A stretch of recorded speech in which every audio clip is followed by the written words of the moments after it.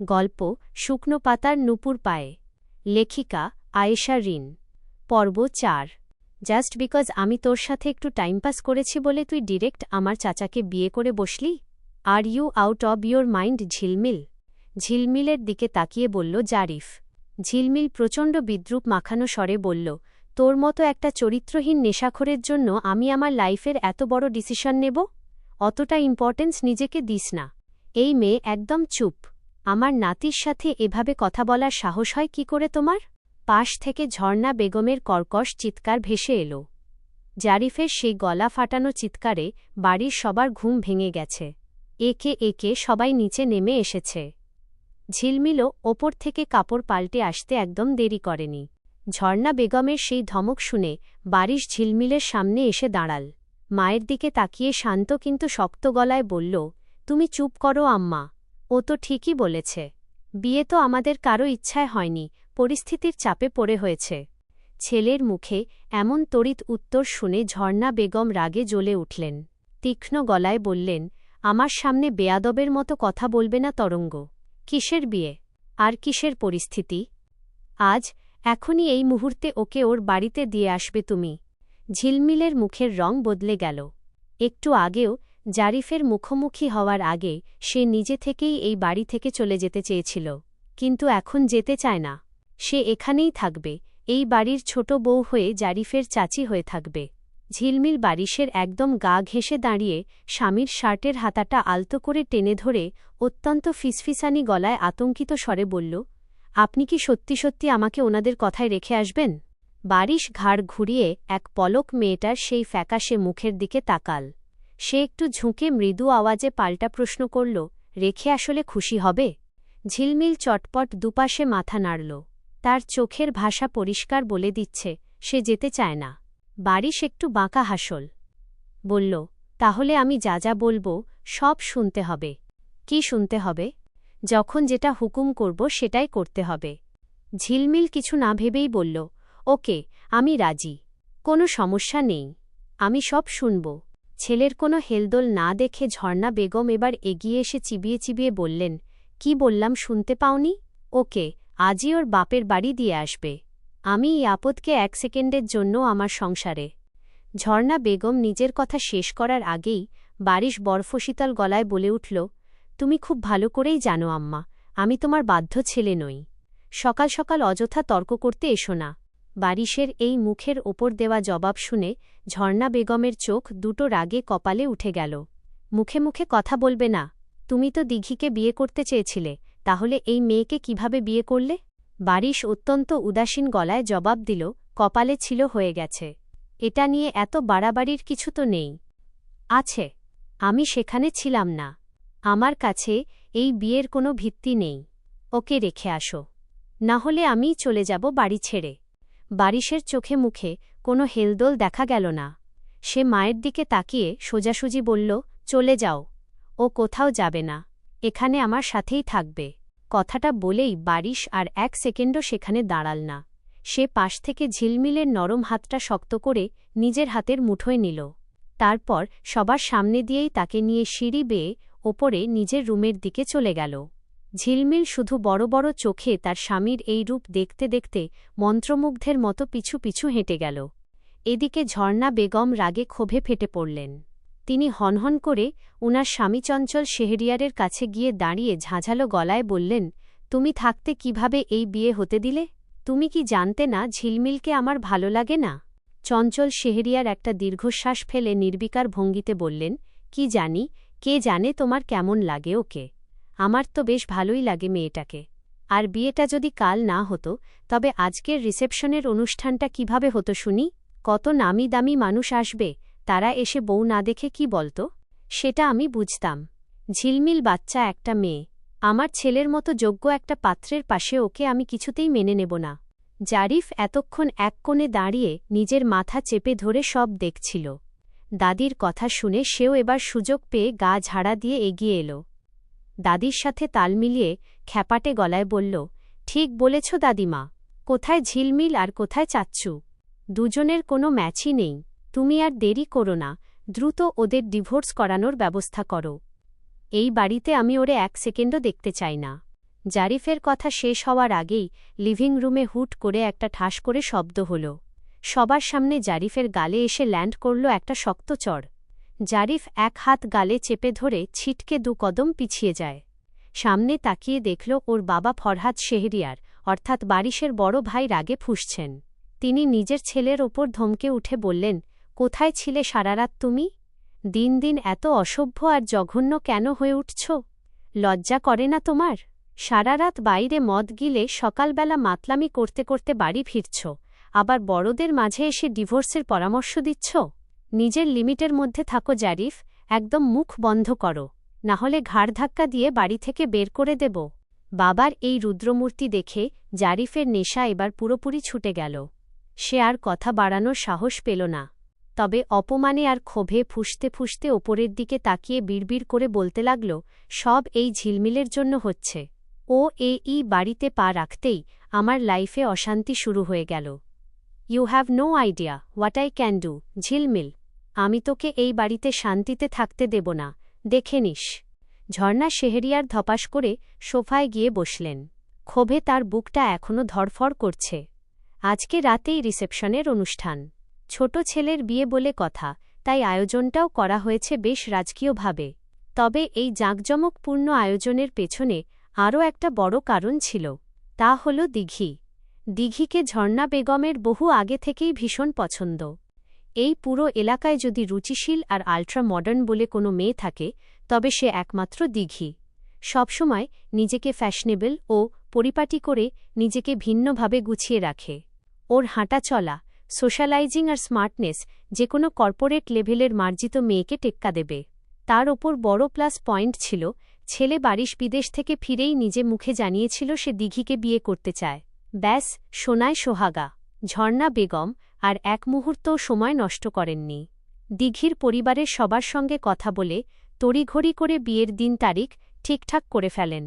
আশা ছিল এমন মডার্ন একটা মেয়েই হবে শেহরিয়ার বংশের ছোট বউ, যে তার হ্যান্ডসাম আর যোগ্য ছেলের পাশে একদম পারফেক্টলি মানিয়ে যাবে। কিন্তু শেষ মুহূর্তে এসে দিঘির জায়গায় তার সংসারে পা রাখল ঝিলমিল। একই পরিবারের 2 জন মেয়ে হওয়া সত্ত্বেও 2 জন একে অপরের বিপরীত রূপ। দিঘি যেমন পরিপাটি, স্মার্ট, সেখানে এই ঝিলমিল মেয়েটা বড্ড বোকাশোকা আর অপরিপাটি। রূপ লাবণ্য থাকলেও নিজেকে গুছিয়ে নেওয়া বা পরিপাটি থাকার প্রতি তার বিন্দুমাত্র আগ্রহ নেই।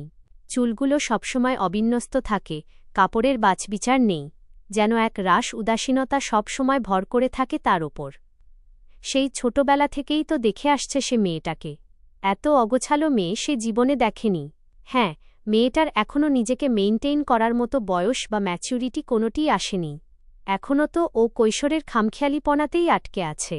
আরও কয়েকটা বছর যাক, মেয়েটা একটু দুনিয়াদারি শিখুক, তারপর ওর বয়সী কোনো পাত্রের সাথে ওর বিয়ে হবে। সেটাই স্বাভাবিক। তার ছেলের সঙ্গে কেন? কোথায় সেই পারফেক্ট, ম্যাচিউর আর ইন্টেলিজেন্ট লাইফ পার্টনার, আর কোথায় এই অগোছালো নাবালিকা? বারিশের মতো পুরুষের পাশে একে কোনো অ্যাঙ্গেল থেকেই মেলানো যায় না।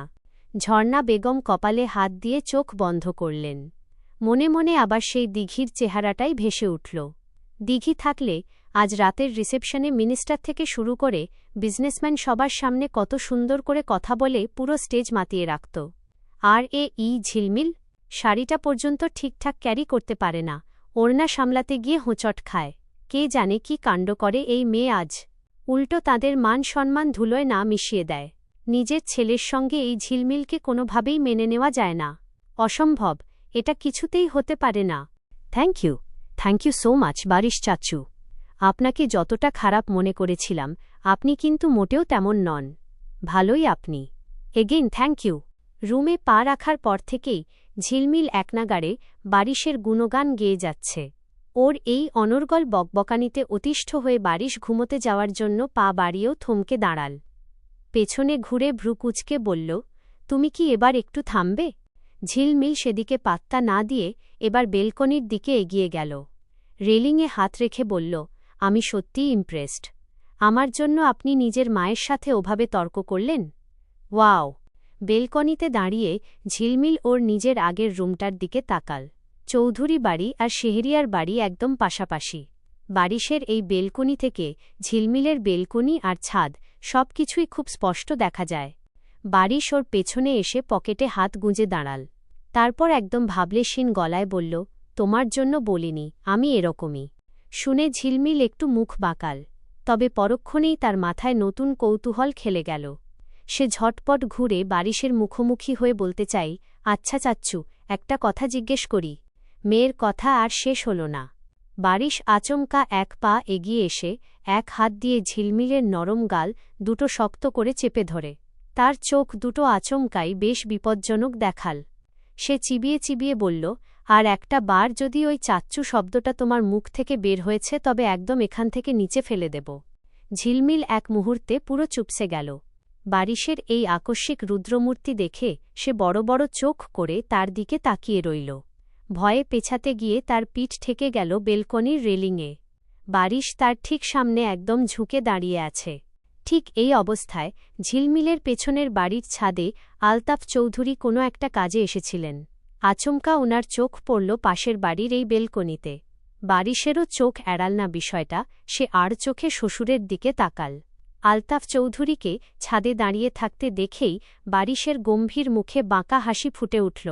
এবার সে ইচ্ছা করেই ঝিলমিলের আরও কাছে ঘেঁষে দাঁড়াল, যেন দূর থেকে দেখলে মনে হয় তারা খুব অন্তরঙ্গ অবস্থায় আছে। বারিশকে এত কাছে চলে আসতে দেখে আতঙ্কে চোখ দুটো শক্ত করে বন্ধ করে ফেলল ঝিলমিল। জড়তা জড়ানো গলায় তার মুখ থেকে আবারও অবাধ্যের মতো বেরিয়ে এলো, চাচ্চু। বারিশ আর সময় দিল না। সে নিজের বুড়ো আঙুলটা দিয়ে ঝিলমিলের কাঁপতে থাকা ঠোঁট দুটো শক্ত করে চেপে ধরল। তারপর নিজের মুখটা একদম ঝিলমিলের কানের কাছে নামিয়ে এনে ফিসফিস করে বরফশীতল আওয়াজে বলল, কি বললাম, কানে যায়নি? চাচ্চু বললে এখান থেকে ঠাস করে নিচে ফেলে দেব। চাচ্চু বলা যাবে না, মনে থাকবে? ঝিলমিল কোনোমতে চোখ বন্ধ রেখেই মাথা কাত করে সায় দিল। কিন্তু বারিশ তার জায়গা থেকে এক চুলও সরল না। সে আগের মতোই ঝিলমিলের ওপর ঝুঁকে থেকে আর চোখে আবারও ছাদে দাঁড়িয়ে থাকা আলতাফ চৌধুরীর দিকে তাকাল। দূর থেকে নিজের মেয়ের এই অবস্থা দেখে আলতাফ চৌধুরীর আগে ক্ষোভে লজ্জায় যেন জ্যান্ত কয়লা হয়ে গেলেন। মেয়ের জামাইয়ের এমন প্রকাশ্য বেয়াদবি দেখে মুখটা লাল করে ফুঁসতে ফুঁসতে ছাদ থেকে নেমে চলে গেলেন তিনি। ছিঃ, আস্তাগফিরুল্লাহ! নিজের মেয়ের এমন দৃশ্যও দেখতে হল তাকে। আলতাফ চৌধুরী ছাদ থেকে পুরোপুরি নেমে যেতেই বারিশ এক ঝটকায় ঝিলমিলের ওপর থেকে সরে এল। ওর স্পর্শ থেকে মুক্তি পেয়ে ঝিলমিল ধড়ফড় করে চোখ খুলে লম্বা একটা শ্বাস নিল, যেন এতক্ষণে মেয়েটা একটু হাঁফ ছেড়ে বাঁচল। বারিশ নিজের শার্টের হাতাটা ঠিক করতে করতে একদম স্বাভাবিক গলায় বলল, সারা রাত তো ঘুমাওনি, চাইলে এখন একটু ঘুমাতে পারো। আমার এখন ঘুম আসবে না। বারিশের চোখ এখনও ছাদে আটকে আছে আর মিটিমিটি হাসছে। তা দেখে ঝিলমিল বলল, আপনি হাসছেন কেন? তুমি বুঝবে না। শহরের 5 তারকা হোটেলের বিশাল বলরুমটি এখন আলোয় ঝলমল করছে।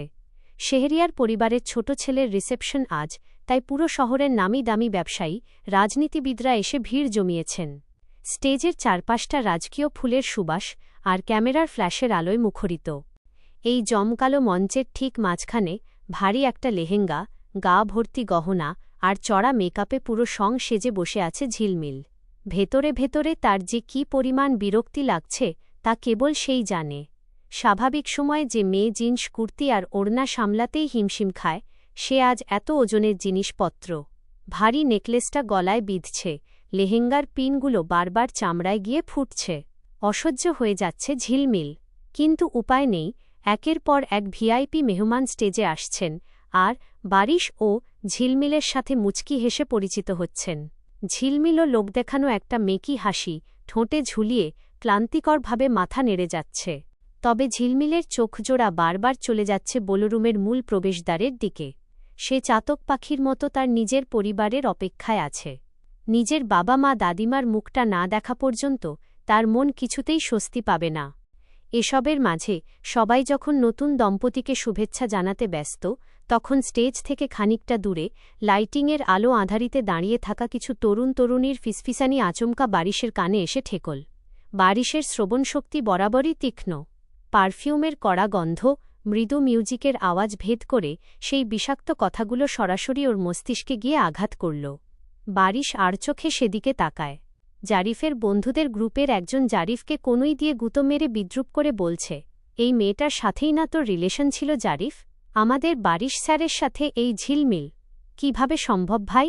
স্যার এত বড় একজন মানুষ হয়ে শেষে কিনা তোর রিজেক্ট করা এই মেয়েটাকে বিয়ে করল? জাস্ট ভাবা যায় না। আরেকটা ছেলে গ্লাস হাতে নিয়ে কুৎসিত এক চিলতে হাসি ফুটিয়ে যোগ করল, আরে বাদ দে না, যা হয়েছে ভালোই তো হয়েছে। একই জিনিস একবার জারিফ টেস্ট করেছে, এবার ওর আপন চাচা খাবে। বন্ধুদের এই নোংরা রসিকতায় এতটুকু লজ্জিত না হয়ে জারিফ নিজেই এসে তাদের সাথে যোগ দিল। গ্লাসে একটা চুমুক দিয়ে অত্যন্ত তাচ্ছিল্যের সুরে বলল, খেতে আর পারলাম কই? আমার টেস্ট করার আগেই তো পাখি ডানা মেলে সোজা চাচ্চুর খাঁচায় গিয়ে ঢুকে পড়ল। জারিফের আরেক বন্ধু এবার জারিফের কাঁধে হাত দিয়ে নিচু স্বরে আরও জঘন্য এক ইঙ্গিত করল, তাতে কি হয়েছে মামা? একই বাড়িতেই তো আছিস এখন। সুযোগ বুঝে যে কোনো দিন রাতে চাচা ঘুমালে ডিরেক্ট ঘরে ঢুকে পড়বি। কথাগুলো শেষ হতেই ওরা সবাই একসাথে নিচু গলায় হেসে উঠল খিলখিল করে। বারিশের পুরো শরীরটা যেন জমে বরফ হয়ে গেল। শক্ত হল চোয়ালের হাড় দুটো। হাতের মুঠোটা এত জোরে বন্ধ হল যে নখগুলো হাতের তালু ভেদ করার উপক্রম। চোখ দুটোতে এক লহমায় নেমে এলো আদিম কোনো হিংস্র পশুর মতো খুনে চাউনি। তার নিজের ভাইপোর মুখ থেকে তার স্ত্রীর নামে এমন নোংরা, সস্তা এবং জঘন্য ইঙ্গিত সে কোনোভাবেই মেনে নেবে না। এই ভরা অনুষ্ঠানের ভিড়েও না। বারিশের ভেতরের রক্ত টকবক করে ফুটতে শুরু করেছে। তার পাশে থাকা ঝিলমিল টেরও পাচ্ছে, তার ঠিক পাশেই একটা জীবন্ত আগ্নেয়গিরি বিস্ফোরণের অপেক্ষায় ফুঁসছে। বারিশ ঝিলমিলের দিকে একবারও তাকাল না। বসা থেকে ধীর পায়ে উঠে দাঁড়িয়ে সোজা হেঁটে স্টেজ থেকে নেমে নিচে নেমে এলো। তার হাঁটার ধরন আর চোখের চাউনি দেখে সামনের ২-৪ জন মেহমান ভয়ে রাস্তা ছেড়ে পিছিয়ে গেল। ঝিলমিল একটু অবাক হয়ে দেখল জারিফ আর তার বন্ধুরা তখনও নিজেদের রসিকতায় মজে গ্লাস হাতে হাসাহাসি করছিল। ওরা টের পাওয়ার আগেই বারিশ এসে ঠিক ওদের মাঝখানে দাঁড়াল। চাচ্চু, তুমি এখানে? জারিফের কথা শেষ করার সুযোগই পেল না। বারিশ এক ঝটকায় জারিফের কলারটা এমনভাবে চেপে ধরল যে ওর হাতের গ্লাসটা ফ্লোরে পড়ে ঝনঝন করে ভেঙে গেল। কিছু বুঝে ওঠার আগেই বারিশ তার ডান হাতের শক্ত মুঠোটা সোজা জারিফের চোয়াল তাক করে চালাল। ঠাস ঠাস পরপর দুটো ঘুষিতে জারিফ ছিটকে গিয়ে পাশের একটা আছড়ে পড়ল টেবিলের ওপর। টেবিলের কাচের গ্লাস আর খাবারের প্লেট ভেঙে চুরমার হয়ে গেল। স্যার, আপনি ওকে মারছেন কেন? জারিফের এক বন্ধু এগিয়ে এসে বারিশের হাত ধরার চেষ্টা করতেই বারিশ ঘুরে দাঁড়িয়ে তার পেটে সজোরে একটা লাথি বসাল। ছেলেটা আর্তনাদ করে পেটে হাত দিয়ে সোজা বসে পড়ল ফ্লোরে। পুরো বলরুমের মিউজিক এক মুহূর্তে বন্ধ হয়ে গেল। শত শত মেহমান, বিজনেসম্যান, নামি দামি মানুষ স্তব্ধ হয়ে দেখতে লাগল এই তাণ্ডব। ঝিলমিল স্টেজ থেকে ভয়ে দাঁড়িয়ে পড়েছে, হাত পা কাঁপছে তার। বারিশ থামল না। সে ফ্লোরে পড়ে থাকা জারিফকে শার্টের কলার ধরে টেনে তুলল। জারিফের মুখ দিয়ে তখন রক্ত গড়াচ্ছে। বারিশ ওকে নিজের মুখের একদম কাছে এনে সিংহের মতো গর্জে উঠে বলল, তোর জন্মদাতা ফরহাদ শেহরিয়ার তোকে শিক্ষা দিতে পারেনি, কিন্তু আমি দেব। আজ থেকে যদি তোর বা তোর এই আবর্জনা বন্ধুদের মুখ থেকে ঝিলমিলের নামে একটা আজেবাজে শব্দও বের হয়, তবে এই শহরে তোদের বেঁচে থাকা আমি অসম্ভব করে দেব। আমার ভাইপো বলে একদম ছেড়ে দেব না তোকে। Get out from my sight. বারিশের এই রুদ্রমূর্তি দেখে জারিফের বাকি বন্ধুরা ভয়ে সরে গেল। জারিফ এক হাত দিয়ে নিজের রক্তাক্ত মুখ চেপে ধরে অপমানে কুঁকড়ে উঠল। পুরো হলের মানুষের সামনে এই গণধোলাই সে কল্পনাও করতে পারেনি। বারিশ নিজের কোটের বোতামটা ঠিক করতে করতে বড় বড় শ্বাস নেয়। পুরো বলরুমের সেই থমথমে আর পিনপতন নীরবতার মাঝেই হন্তদন্ত হয়ে অনুষ্ঠানস্থলে প্রবেশ করল ঝিলমিলের পরিবার। আকাশ ভিড় ঠেলে দ্রুত এগিয়ে এলো বন্ধুর পাশে। চারপাশের ভাঙচুর আর জারিফের রক্তাক্ত অবস্থা দেখে আকাশের চোখ কপালে। কি হয়েছে এখানে? বারিশ আকাশের কোনো প্রশ্নের উত্তর না দিয়ে জারিফের দিকে তাকিয়ে গমগমে গলায় বলল, বের হয়ে যা এখান থেকে, চোখের সামনে থেকে যা। বারিশের সেই ধমকে জারিফ আর তার বন্ধুরা নিজেদের কোনোমতে সামলে নিয়ে লাইমলাইটের আড়ালে চলে গেল। এদিকে ঝিলমিলের দাদিমা, বাবা আলতাফ চৌধুরী আর মা নাজমা তারা দ্রুত মেহমানদের ভিড় ঠেলে স্টেজের ওপর ঝিলমিলের কাছে ছুটে গেলেন। দাদিমা ঝিলমিলের দুটো হাত নিজের হাতের মুঠোয় নিয়ে আকুল হয়ে বললেন, কি হয়েছে জাহান সোনা? অমন জড়সড় হয়ে কাঁপছ কেন তুমি? নাজমা বেগম আর আলতাফ চৌধুরীও মেয়ের ফ্যাকাশে মুখের দিকে তাকিয়ে অত্যন্ত উদ্বিগ্ন হয়ে একের পর এক প্রশ্ন করতে লাগলেন। ঝিলমিল তখন ভয়ে আর আতঙ্কে কাঁপছিল। সে কোনো উত্তর না দিয়ে মায়ের কোলে থাকা নিজের ছোট ভাই জিহানকে কোলে নিয়ে একটু দূরে আকাশের পাশে দাঁড়িয়ে থাকা বারিশের পিঠের দিকে তাকিয়ে অসহায় গলায় ফিসফিস করে বলল, আমি সত্যিই জানি না দাদিমা কি হয়েছে। উনি হঠাৎ এমন রেগে গিয়ে কেন সবাইকে ওভাবে মারতে শুরু করলেন, আমি কিচ্ছু বুঝতে পারছি না। দাদিমা, দোহাই তোমাদের, আজকে আমাকে তোমাদের সঙ্গে বাড়ি নিয়ে যাও। উনি যদি রেগে গিয়ে আমাকেও মারে। Dance the night away, live your life and stay young on the floor. Dance the night away, grab somebody, drink a little more. La la la la la la la la la la. কাচের গ্লাসে বরফের কিউবগুলো চামচের সাথে লেগে টুংটাং শব্দ তুলছে। এক হাতে জ্বলন্ত সিগারেটের ফিল্টারটা ঠোঁটে চেপে ধরে ধোঁয়া ছাড়ল মেয়েটা, অন্য হাতে আলতো করে ধরা ড্রিঙ্কসের ক্রিস্টাল গ্লাস। অবিন্যস্ত চুলে ক্লান্ত চোখ দুটো নিয়ে সে টেবিলের ওপর ভর দিয়ে ক্লাবের ড্যান্স ফ্লোরে নাচতে থাকা মাতাল মানুষগুলোর দিকে তাকিয়ে আছে। স্পিকারের গানের লাইনগুলোর সাথে আপনমনে বিড়বিড় করে ঠোঁট মেলাচ্ছে ও। তার পুরো টেবিল জুড়ে বসে থাকা বন্ধুরা গভীর কৌতূহল নিয়ে এতক্ষণ ধরে শুধু ওর এই খামখেয়ালি রূপটাই দেখছিল। সহ্য করতে না পেরে গ্রুপের একজন ওর হাত থেকে গ্লাসটা কেড়ে নেওয়ার চেষ্টা করে বলল, টানা দুদিন ধরে তুই এসব গিলছিস দিঘি, এবার অন্তত একটু থাম। নিজের লিভারটার 12টা বাজাবি নাকি? পাশের থেকে আরেকজন বন্ধু কপালে ভাঁজ ফেলে যোগ করল, আরে ভাই, ওর প্রবলেমটা কোথায়? ও কেমন ছেলে চায়? যার সাথে ওর বিয়েটা ঠিক হয়েছিল সেই ছেলে তো লাখে একটা, handsome, successful, family background strong, তারপরে ওই মেয়ে বিয়ের আসর থেকে কেন পালাল? গ্রুপের আর একটা মেয়ে এবার দিঘির একদম কাছাকাছি ঘেঁষে এসে ফিসফিস করে বলল, তোরা বুঝছিস না কেন? ডেফিনেটলি অন্য কোনো চক্কর আছে। দিঘি, তুই কি অন্য কারো প্রেমে পড়েছিস? এমন কিছু হলে আমাদের বল। কেন লুকাচ্ছিস? নাকি বারিশ তোকে রিজেক্ট করেছে আর তুই নিজের ইগো বাঁচাতে পালিয়ে আসা নাটক করছিস? বন্ধুদের এই একের পর এক খোঁচায় জ্বলে উঠল দিঘি। তপ্ত ধোঁয়াটা এক ঝটকায় ছেড়ে ও টেবিল ছেড়ে সোজা দাঁড়িয়ে পড়ল। রাগে ওর ফর্সা মুখটা লাল হয়ে গেছে। Shut the fuck up, you bastards. Just shut your goddamn mouth. তোদের এই ফালতু গসিপ আর সস্তা লজিক এবার বন্ধ করবি? আমার লাইফ, আমার ডিসিশন। কার সাথে আমার বিয়ে হচ্ছিল আর আমি কেন পালিয়েছি সেটা নিয়ে তোদের এত মাথা ব্যথা কেন? Just mind your own fucking business and leave me alone. বলে সে টেবিল ছেড়ে চলে গেল। সোজা এগিয়ে গেল ড্যান্স ফ্লোরের দিকে। সেখানে নিয়ন আলোর নিচে নাচতে থাকা অচেনা একটা ছেলের হাত ধরে তার সাথে তাল মিলিয়ে নাচতে শুরু করল। ওর ভেতরের হাহাকারটা যে কত তীব্র তা এই ক্লাবের কোনো মাতালের পক্ষে বোঝা সম্ভব নয়। ও যাকে মনে প্রাণে চায়, যার জন্য সে আজকে রাজপ্রাসাদ আর বারিশ শেহরিয়ারের মতো যোগ্য পাত্রকে লাথি মেরে চলে এসেছে, তার নাম যদি সে ভুলেও বা মদের ঘোরে এই বন্ধুদের সামনে উচ্চারণ করে, তবে তাকে নিয়ে বিদ্রূপ আর উপহাস ছাড়া আর কিচ্ছু করবে না ওরা। তার এই অতি আধুনিক হাই সোসাইটির বন্ধুরা আড়ালে আবডালে তো বটেই, এমনকি ওর মুখে হেসে ওকে পাগল তকমা দিয়ে দেবে। তারা কোনোদিনও তাকে বুঝবে না। যার জন্য নিজের সাজানো জীবনটা এভাবে ওলটপালট করে দিল, সেই মানুষটাই যখন তার মনের ভাষা বোঝেনি, তখন আর বাইরের লোক কি বুঝবে? সে নিজের এই না বলা দুঃখ যন্ত্রণা নিয়েই ছেলেটার সাথে এলোমেলোভাবে নাচতে থাকল। চোখের কোণ দিয়ে অলক্ষ্যেই গড়িয়ে পড়ল এক ফোঁটা জল। হঠাৎই ড্যান্স ফ্লোরের অচেনা ছেলেটা সুযোগ বুঝে দিঘির কোমরে হাত দিয়ে ওর গায়ের ওপর ঢলে পড়ার চেষ্টা করল। আচমকা এই অনধিকার চর্চায় দিঘির ভেতরের জমে থাকা সবটুকু রাগ এক নিমেষে চড়ে বসল মাথায়। সে নাচ থামিয়ে ঝটকা মেরে নিজেকে ছাড়িয়ে নিয়ে ছেলেটার গালে এলোপাতাড়ি কয়েকটা চড় বসিয়ে দিল। পুরো ড্যান্স ফ্লোরের কয়েকজন হাঁ করে তাকিয়ে রইল সেদিকে। পরপর দিঘি নিজের ব্যাগটা টেনে নিয়ে এক মুহূর্তও না দাঁড়িয়ে হনহন করে ক্লাবের বাইরের অন্ধকারের দিকে চলে গেল। দূর থেকে দিঘির এই কাণ্ড দেখে টেবিলে বসে থাকা ওর বন্ধুরা নিজেদের কপালে হাত দিয়ে চাপড়াতে লাগল। একজন বিরক্ত হয়ে বলেই ফেলল, মেয়েটা পুরো সাইকো হয়ে গেছে ভাই, ও আসলেই আমাদের হাত থেকে গেছে। চলবে।